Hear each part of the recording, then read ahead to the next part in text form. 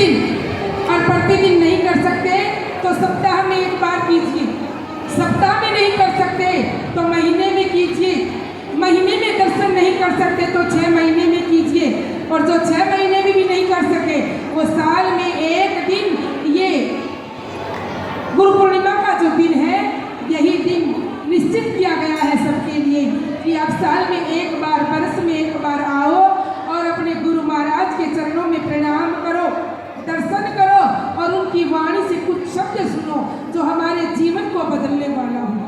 जिन्ने दिन महीने साल मेरी जिंदड़ी दे, सतगुरु बीते तुहाडे नाल मेरी जिंदड़ी दे, सतगुरु बीते तुहाडे नाल मेरी जिंदड़ी दे। जिन्ने दिन महीने साल मेरी जिंदड़ी दे, जिन्ने दिन महीने साल मेरी जिंदड़ी दे, सतगुरु बीते तुहाडे नाल मेरी जिंदड़ी दे, सतगुरु बीते तुहाडे नाल मेरी जिंदड़ी दे। ना भटका कदे न डोला में, दुख दर्द तेरे नाल भोला में, ना भटका कदे न डोला में, दुख दर्द तेरे नाल भोला में। ऐसी मेहर करो मेरे सतगुरु जी, तेरे चरणा च मेरा निवास होवे। ऐसी मेहर करो मेरे सतगुरु जी, तेरे चरणा च मेरा निवास होवे। तैनू देख मेरा दिल खिल जाता, भावें जिन्ना मर्जी उदास होवे। तैनू देख मेरा दिल खिल जाता, भावें जिन्ना मर्जी उदास होवे। तेरे दरबार में रोज़ों हर खुशी दी है, तेरे दरबार में मुर्दों को जिंदगी दी है, तेरे दरबार में मुर्दों को जिंदगी दी है।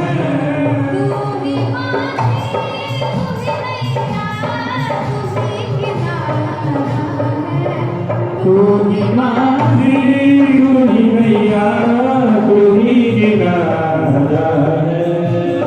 तेरा दरबार सामने जहाँ से तेरा दरबार सामने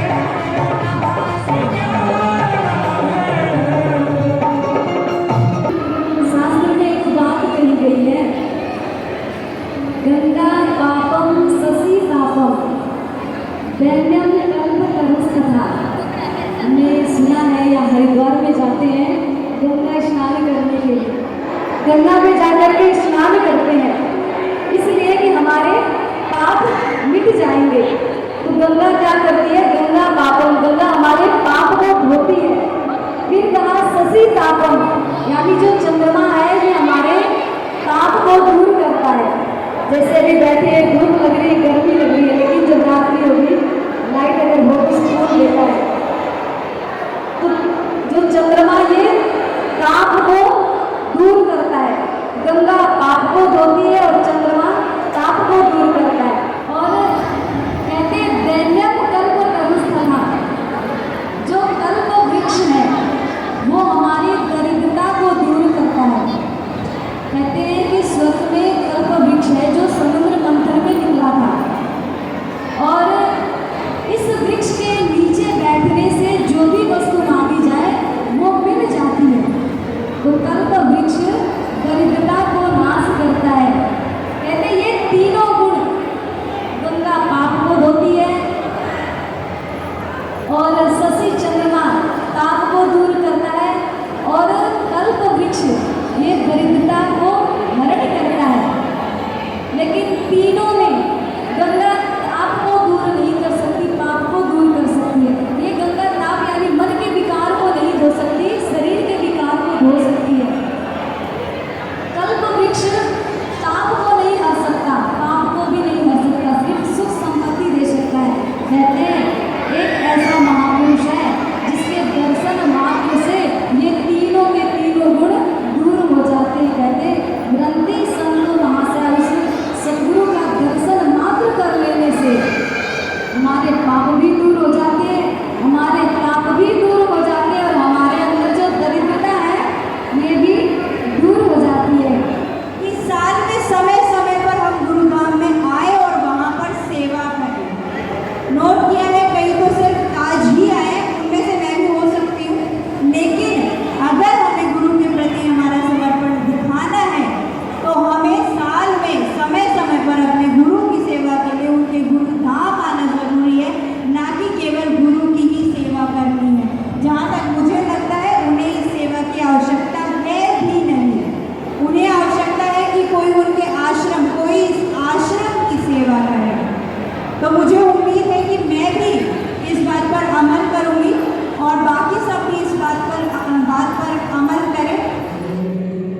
वंदो सतगुरु चरण को करो प्रेम प्रणाम। अशुभ हरण मंगल करण श्री देव चंद्र जीना। प्राणनाथ त्रिशूलपति श्री महराज सुना। तेज कुंवर श्यामा जुगल को पल पल करो प्रणाम। सतगुरु मंगल दास हो सात सुंदर धाम। आशीष अपना दीजियो होवे पूर्ण का, होवे पूर्ण का। बोलो सतगुरुदेव महाराज की। मंच पर उपस्थित सभी संत मंडली, संगीतकार बंधु, भजन गायक महानुभाव, माताओं, बहनों, भाइयों, युवा साथियों, बुजुर्गों, प्यारे बच्चों तथा अलग अलग स्थानों से आए हुए सभी भक्त आत्माओं, सुंदर साजी जो आज गुरु पूजन के लिए, व्यास पूजन के लिए आप सभी एकत्रित हुए हैं, मैं आप सबका स्वागत करता हूं और सभी को मेरा बहुत बहुत प्रणाम। और एक बार बड़े जोर से प्रणाम जी सबको बोलना पड़ेगा। सब बोलेंगे प्रणाम जी, से बोले प्रणाम जी। आज बड़ा ही पावन दिन है उन लोगों के लिए जिनके जीवन में गुरु है, जिनके जीवन में सद्गुरु है। उनके लिए यह आज का दिन बड़ा ही सौभाग्यशाली है। आप सभी श्रद्धा लेकर, प्रेम लेकर, स्नेह लेकर यहाँ तक पहुंचे हैं और इतनी गर्मी में भी लंबी लंबी कतारें, लंबी लंबी लाइन लगाकर आपने जो एक धैर्य का परिचय दिया है, तो मुझे लगता है कि आप सच्चे प्रणामी हैं। और वो जो लाइन तोड़कर आ रहे थे ना, वो सच्चे प्रणामी नहीं है, डुप्लीकेट वाले हैं। इसलिए ये चिंता मत करना कि हम तो बहुत देर से लाइन में लगे थे, ये लाइन तोड़ तोड़ के आ रहे हैं। प्रणामी वो भी है, गुरु भक्त वो भी है।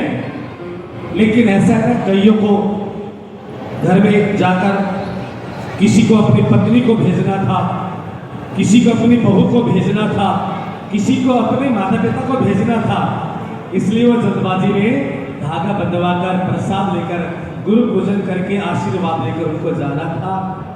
और कई ऐसे लोग जिनसे चला नहीं जा रहा था, पैरों से लाचार, घुटनों से लाचार, कमर से लाचार, बिल्कुल बूढ़े बूढ़े जो लंबी लाइन में नहीं लग सकते थे। एक बात कहूं, आज मुझे हंसी भी आई।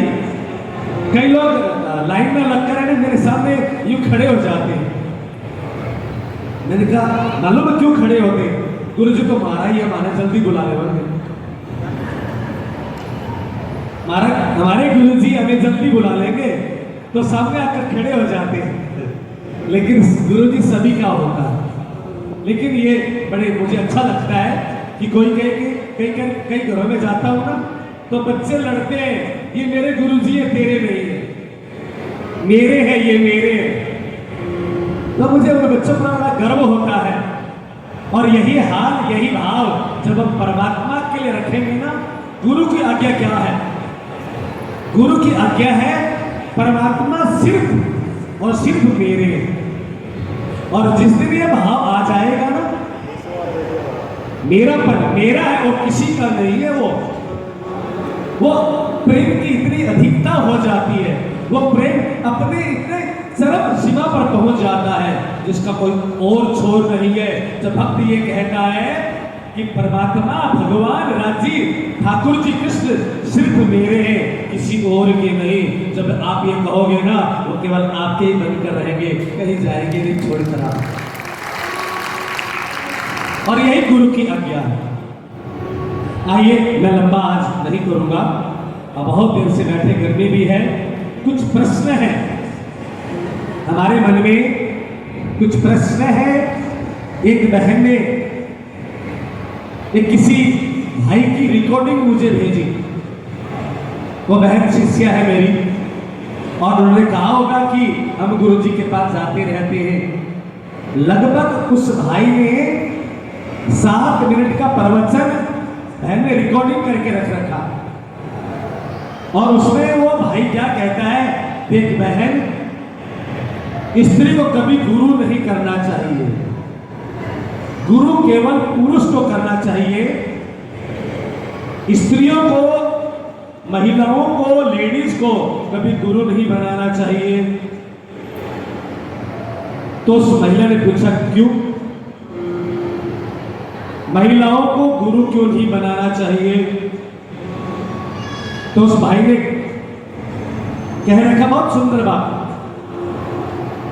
क्योंकि उसने कहा स्त्रियों के लिए गुरु तो पति है, और तूने और किसी को गुरु बना रखा है तो तुझे पाप लगेगा। है ना अद्भुत सी बात। स्त्रियों के गुरु पति है, पति के अलावा किसी को गुरु नहीं बनाना चाहिए। तो उस बहन का फोन आया रिकॉर्डिंग भेजकर, गुरुजी इसका जवाब दो। मैंने कहा मैं गुरु पूर्णिमा को प्रवचन में सबको दूंगा ताकि सब उस बात का जवाब दे सके। हाँ, उसने उदाहरण दिया, सावित्री सत्यवान को मौत के मुख से खींच लाई। उसने उदाहरण दिया, सावित्री सत्यवान को मौत के मुख से खींच लाई। तो सबसे पहले समाधान ये है कि इसमें सत्यवान का कुछ भी नहीं था, वो सावित्री की तपस्या थी, पति का कुछ भी नहीं था। हाँ क्या पति का कुछ होता तो मरता ही नहीं वो, पति का कुछ होता, उसमें कुछ शक्ति होती, मरता ही नहीं। पति मरता, सावित्री है, वो सावित्री में इतनी ताकत है कि यम के हाथों से अपने पति के प्राणों को वापस खींच लाई। इसमें तपस्या किसकी है? महान कौन है? कौन? सावित्री है, वो पत्नी है, वो धर्म पत्नी है। अब दूसरी बात, मैं भी यही कहता हूं कि स्त्रियों का सबसे बड़ा गुरु उसका पति होता है। बहन कहीं बैठी हो तो उस भाई को जवाब देना, स्त्रियों का सबसे पहला गुरु पति है। लेकिन कौन सा पति? जो अत्रि की तरह वेदों का ज्ञाता हो, शास्त्रों का ज्ञाता हो, पुराणों का ज्ञाता हो, महाज्ञानी हो, जो तपस्वी हो, जो साधक हो, वो पति पत्नी का गुरु हो सकता है। लेकिन पति रात को शराब पीकर आए, दारू पीकर आए और लट्ठा हो जाए, वो कैसे गुरु हो जाएगा? गुरु जो साधक हो, जिसने साधना की कर रखी हो, गुरु वो जो तपस्वी हो, गुरु वो जो समदर्शी हो। क्या आपका पति समदर्शी है? छोटा भाई 1 फुट जगह दबा देगा तो क्या आपका पति छोड़ देगा? ना, कोई बात नहीं। मेरी बात आई, सरपंच साहब बैठे गए चाहे, कहीं एक बात थी, मैंने कहा तुझे जगह चाहिए ना, चलो पूरे गांव की भलाई के लिए, पूरे समाज की भलाई के लिए, यदि सामने वाला जो मेरा 1 एकड़ जमीन है ना वो चाहिए तो वो भी दे दूंगा गाँव वालों को। कोई दे सकता है? समदर्शी है कोई? पति यदि दूसरों के कल्याण के लिए अपना जीवन गुजार दे रहा है तो पति गुरु की तरह है। और पति यदि ईर्ष्या, द्वेष, तेरी मेरी निंदा चुगली से भरा हुआ हो, वो पति कभी गुरु नहीं हो सकता है। अत्रि जी, आपने अनुसैया की कथा सुनी है ना? अनुसैया के लिए पति ही परमात्मा थे। अनुसैया के लिए अत्रि ऋषि गुरु थे। अनुसैया माता के लिए अत्रि ऋषि उनके पति ही सर्वस्व थे, और अत्रि जैसे कोई पति मिल जाए तो समझना घर में बैठे हुए गुरु है। पहली बात तो ये कि ऐसा पति जो निर्गुण हो, निर्विकार हो, ऐसा पति जिसमें कोई दोष न हो, ऐसा पति जो महाज्ञानी हो, ऐसा पति जो तत्वज्ञानी हो, ऐसा पति जो वेदज्ञ हो, ऐसा पति जो जिसने वेद पुराण शास्त्र का अध्ययन कर रखा हो, महाज्ञानी हो, वो पति गुरु हो सकता है। शराबी, कबाबी, जुआरी और लफंगा पति कभी भी गुरु नहीं हो सकता है। बोलो कृष्ण कन्हैया। गुरु बनने के लिए बड़ी साधना करनी होती है। और एक बात और बता दो माता बहनों भाइयों, गुरु शरीर का नाम नहीं है, इस शरीर का नाम गुरु नहीं है। आप मेरी पूजा कर रहे हैं, मुझसे प्रेम कर रहे हैं, मुझे कपड़ा दे रहे हैं, मुझे पैसा चढ़ा रहे हैं, और आपने उसको गुरु मान लिया, तो भाई ये तन तो छूट जाएगा। तो क्या गुरु मर गया? ये तन शरीर छूट जाएगा तो क्या गुरु मर गया? गुरु मरता नहीं है, गुरु शरीर छोड़ देता है। तो गुरु का मतलब शरीर नहीं है, गुरु का मतलब है ज्ञान। आपने गुरु बनाया और गुरु के पीछे पीछे दौड़ते रहे, भागते रहे, गुरु को बढ़िया दान दे दिया, गुरु की बढ़िया सेवा कर दी, लेकिन गुरु की बात नहीं मानी, गुरु की आज्ञा को नहीं माना, गुरु के ज्ञान को जीवन में धारण नहीं किया, तो आपने अब तक गुरु बनाया ही नहीं। गुरु शरीर नहीं है, गुरु के जो शब्द है, गुरु के जो वाक्य है, मंत्रम मूलम गुरोर वाक्यम। और मंत्र क्या है, ध्यान देना। आपको जो इस नाम श्री कृष्ण जी अनादि अक्षरातीत मंत्र आपने याद कर रखा है, लेकिन इससे भी महान मंत्र यदि कोई है, मंत्रम मूलम गुरोर वाक्यम। गुरु जो ज्ञान दे, गुरु जो उपदेश दे और गुरु जो आज्ञा दे, वही सबसे बड़ा गुरु होता है। आज्ञा को मानी नहीं और गुरु पूजा कर रहे हैं, गुरु की सेवा कर रहे हैं, गुरु को दान दे रहे हैं, ये नहीं होता है। इसलिए दूसरी बात यह है कि गुरु का वाक्य ही सबसे बड़ा ज्ञान है। गुरु, ये गुरु, और जिस ध्यान देना, गुरु में कोई शक्ति नहीं होती है, शक्ति शिष्यों की होती है। गुरु का जो शिष्य जितनी साधना करेगा वो शक्ति ही गुरु की शक्ति होती है। जितना जाप करेगा, जितना सुमिरन करेगा, जितना भगवान के प्रति समर्पित रहेगा, वो जो शक्ति शिष्य अर्जित कर रहा है ना, उसी शक्ति से गुरु को भी ताकत मिलती है। आपकी शक्ति से ही गुरु को ताकत मिलती है। और शिष्य को न जाने क्या से क्या करते थे। एक छोटी सी बात याद आई मुझे। एक कोई 13-14 साल का शिष्य गुरु की शरण में जाकर कहा, गुरुजी मैं आपकी शरण में आया हूँ। शरण में ले लिया और कहा, बेटा चलो अपना आश्रम बहुत बड़ा है, गौवे हैं, बच्चे हैं, वृद्ध हैं, इनकी सेवा करो। सेवा करता करता एक दिन उस युवक ने कहा, बड़ा हो गया, गुरुजी मुझे कोई ज्ञान तो दो। हे गुरुदेव मुझे कोई ज्ञान दो, कुछ बताओ ना। गुरुजी ने कहा, बताएंगे तुझे, मैं बताऊं भाई, तू मेरा लाडला शिष्य है, मैं तुझे बढ़िया सा ज्ञान दूंगा, मैं तुझे आत्म ज्ञान दूंगा, ब्रह्म ज्ञान दूंगा। वो इंतजार करता रहा, गुरुजी बता दो ना। कहा बताएंगे, समय आने के बाद बताऊंगा। कहा गुरुजी बता दो ना अगले साल। यूं करते करते सालों साल बीत गए। एक दिन शिष्य को बुलाकर गुरु ने कहा, बेटा इधर आ, हमारा जो आश्रम है ना ऐसे नहीं चलता है।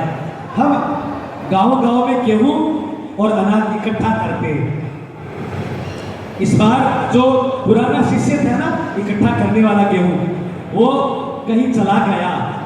बेटा जाओ तुम अपने 2-3 भाइयों को ले लो और गांव में जा जाकर गेहूं इकट्ठा करो, जैसे हम करते हैं, हम भी करते हैं, इसी तरह करते हैं। जाकर गेहूं इकट्ठी करो। कहा गुरुजी वो ज्ञान तो दे दो। गुरुजी ने कहा जब आ जाएगा ना 2-4 दिन के बाद गेहूं इकट्ठी करके, तब मैं तुझे ज्ञान दूंगा। वाह, 2-4 दिन के बाद शिष्य चला गया, लेकिन पीछे से अचानक गुरुजी अस्वस्थ हो गए। शिष्य तो गेहूं इकट्ठी करने के लिए बाहर गया हुआ है और गुरुजी पधार गए।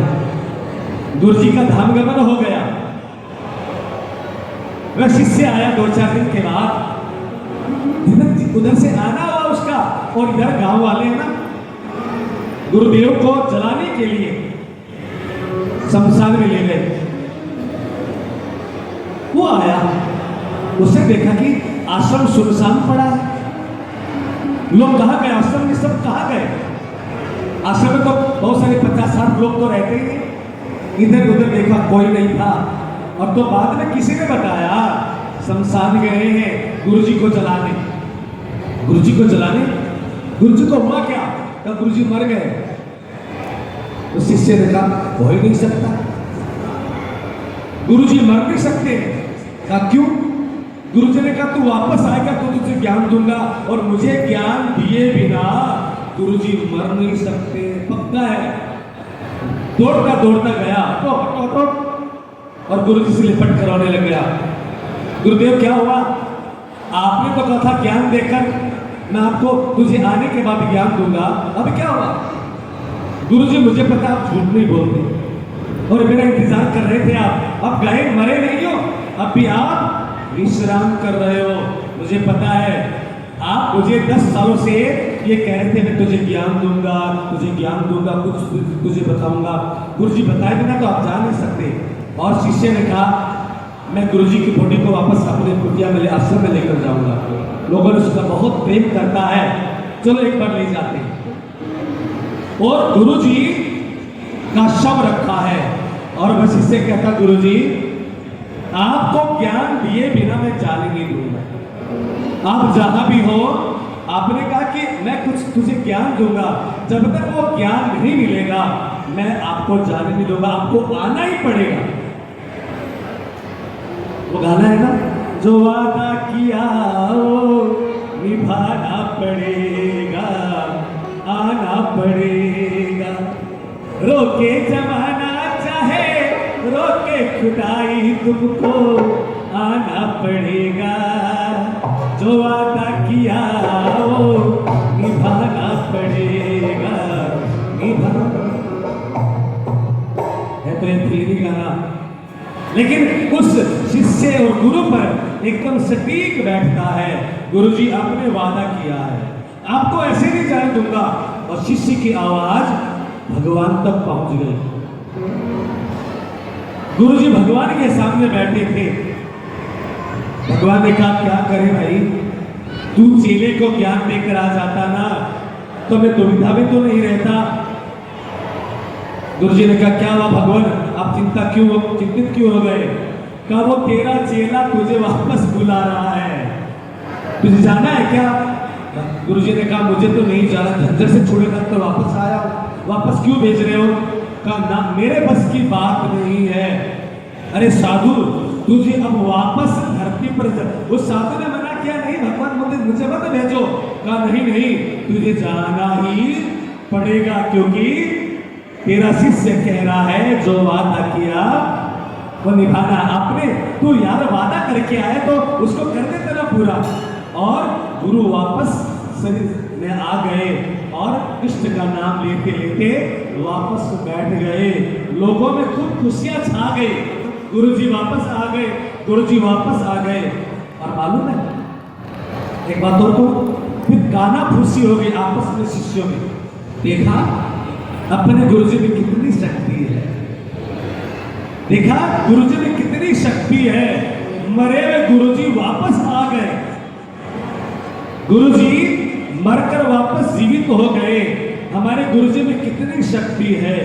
गुरु जी खड़े हो गए और सबको बैठा कर कहा, सुनो, ये शक्ति गुरु जी में नहीं है, ये शक्ति किसके कारण आया हूं मैं, बोलो किसके नहीं आ रहा, ये शक्ति गुरु की नहीं है, मैं चाहता तो भी नहीं आ सकता, लेकिन शिष्य में शक्ति थी जिसने मुझे वापस धरती पर बुला लिया। तो माताओं बहनों भाइयों ध्यान रखना, शक्ति शिष्य में होती है।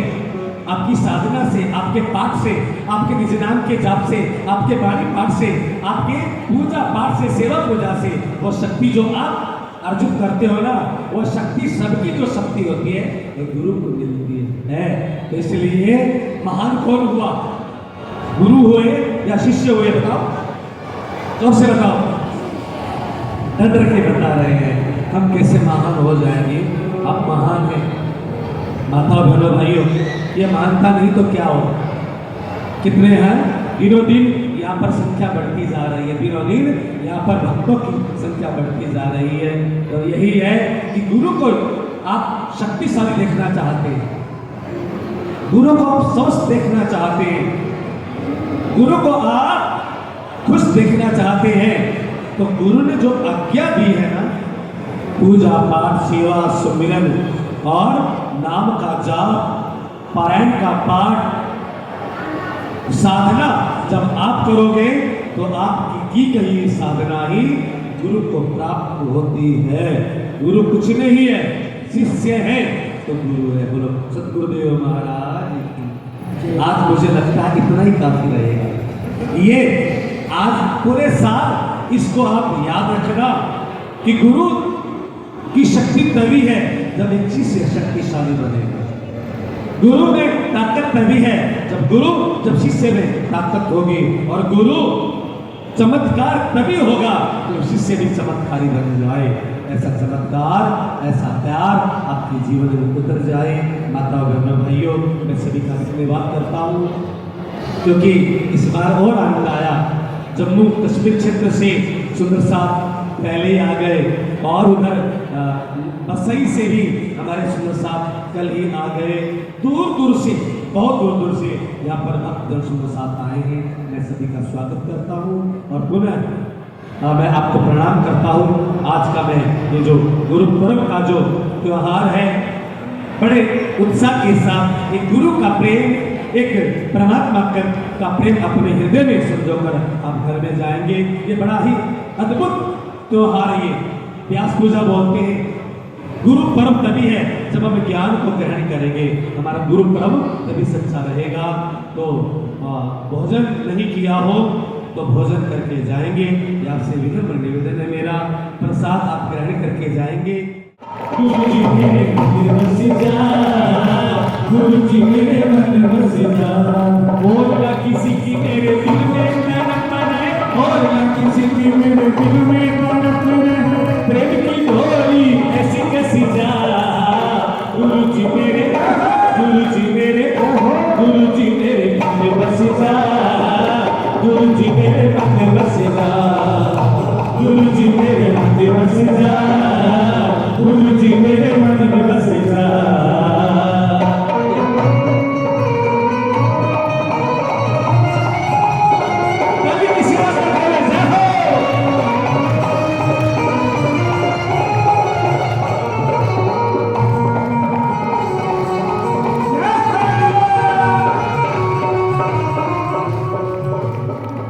जब तक ना तेरे दर्शन होंगे होठों पे आह रहेगी, जब तक ना तेरे दर्शन होंगे होठों पे आह रहेगी।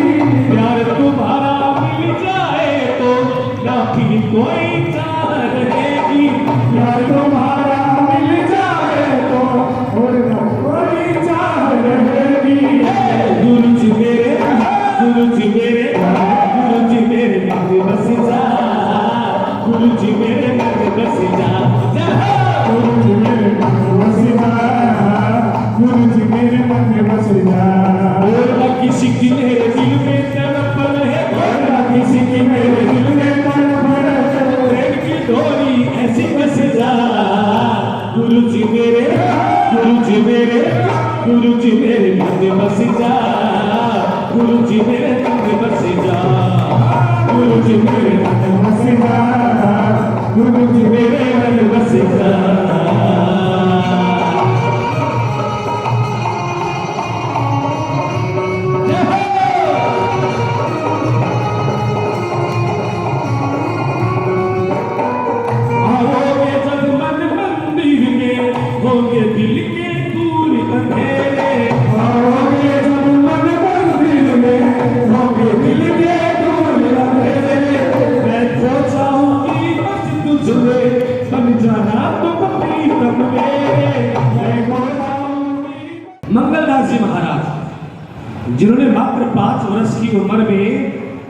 अपनी गोद में बिठाकर, वो जो मैं मंत्र आपको दे रहा हूं ना, वो गुरुजी का दिया हुआ है।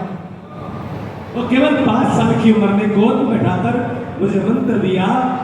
पहले गुरु मेरे वो, और फिर दूसरे उन्होंने मुझे सौंप दिया। यहाँ पर समाधि बनी है दयालदास जी महाराज। जो प्यार, जो लाड उन्होंने मुझे दिया, वो कोई भी सगा बाप अपने बेटी को नहीं दे सकता। और भाग्यशाली हूं, मैं केवल 5 साल का माँ और बाप दोनों का प्रेम दिया मुझे महाराज जी दयालदास जी ने। याद है महाराज जी कहीं चले जाते ना, और कोई थोड़ा सा मिठाई, पहले मिठाई होती नहीं थी ना, ये कहीं से कोई पेड़ा आदि कोई दे देना तो अपनी जेब में भर के मेरे लिए लेकर आते थे, राजदास को खिलाओ। ऐसा कोई बात नहीं कर सकता, लेकिन वो मुझे दूसरे गुरु मेरे, जिन्होंने मुझे ये इतना तन दिया है, ये मुझे सींचा। खेत को जैसे सींचते ना किसान लोग, पानी डाल कर, नलाई गुड़ाई कर करके, क्योंकि नलाई गुड़ाई भी जरूरी है। नलाई गुड़ाई नहीं करेंगे तो घर पर दोबारा आ जाएंगे। तो नलाई गुड़ाई मेरी अच्छी हुई, मेरी नलाई गुड़ाई भी अच्छी हुई। क्यों किशन मेरा क्लास फेलो शिष्य भी है, किशन लेगा, इनको पता है।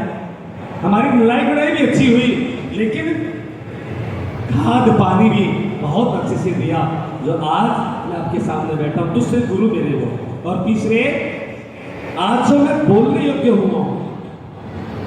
मुझे बोलना नहीं आता था, भजन तो मैं बहुत बढ़िया गाता था। मैं छोटा सा था, मुझे मेज पर खड़ा कर दिया करते थे। दिखता नहीं है, रास्ता से ऊंचा उठाओ, मेज पर खड़े होकर माइक पर गाता था। भजन तो बहुत अच्छा गाता था। भजन के तो मेरे दूर दूर तक दीवाने हुआ करते थे। हाँ, लेकिन मुझे बोलना नहीं आता। मैं भजन गा के जयकारा बोल के सीधा भजन, मैं अब कहते हैं ना सब बैठ जाओ जी बैठ जाओ, इतना भी नहीं बोल सकता था। ध्यान देना, मैं किसी को ये भी नहीं कह सकता था कि आप आइए मैं आपको भजन सुना रहा हूँ। आप तो बोल देते हो ना, एक भजन सुना रही हूँ, मैं तो इतना भी नहीं बोल सकता। सुंदर शाह जी आपके सामने मैं एक भजन रख रहा हूँ, इतना भी नहीं बोल सकता था। और ये मुझे बोलने की कला, बोलने का जो मेरा ये जो मुझे निखारा, वह है तीसरे गुरु श्री सदानंद जी महाराज, जिनके साथ रहकर मैं भागवत सीखा, सत्संग में जाकर मैंने प्रवचन देना सीखा। ये 3 गुरुओं का मेरे जीवन में बड़ा ही एक अनुग्रह है, उनकी कृपा है उस पर। तो आज मैं उन तीनों गुरुओं को प्रणाम करता हुआ आज की समाज में विसर्जन देता हूँ।